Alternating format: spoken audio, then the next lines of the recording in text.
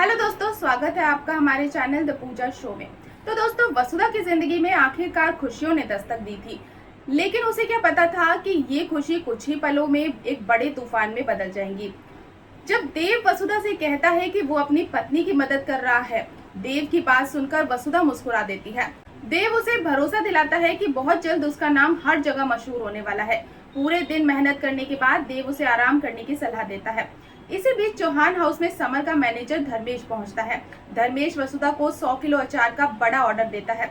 इतना बड़ा ऑर्डर सुनकर वसुधा खुशी से झूम उठती है। जब वो घर वालों को ये खुशखबरी सुनाती है तो पूरा परिवार बेहद खुश हो जाता है। संतोष खुशी में वसुधा को गले लगा लेती है और सभी लोग उसके साथ जश्न मनाने लगते हैं। हालांकि वसुधा के सामने अब एक बड़ी चुनौती थी। उन्हें सिर्फ 5 दिनों में 100 किलो अचार तैयार करना था। वो थोड़ी घबराई हुई नजर आती है, लेकिन संतोष और पूरा परिवार उसका हौसला बढ़ाते हैं।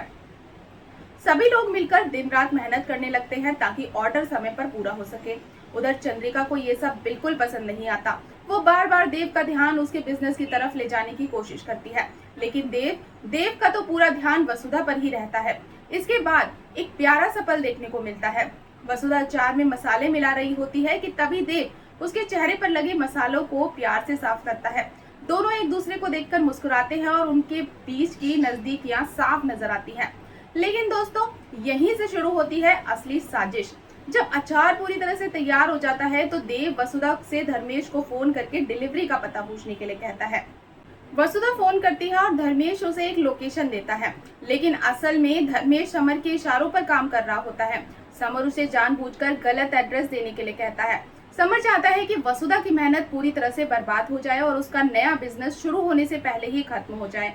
इधर वसुधा और संतोष अचार की डिलीवरी लेकर बताए गए पते पर पहुंच जाते हैं। दोनों की उम्मीद होती है कि आज उनकी मेहनत का फल मिलने वाला है, लेकिन वहां पहुंचने के बाद कुछ भी वैसा नहीं होता जैसा उन्होंने सोचा था।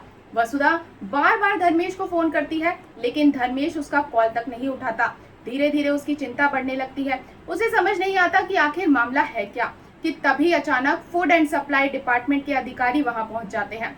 अधिकारी बिना कोई मौका दिए वसुधा के सारे अचार जब्त करना शुरू कर देते हैं। ये देखकर वसुधा पूरी तरह घबरा जाती है।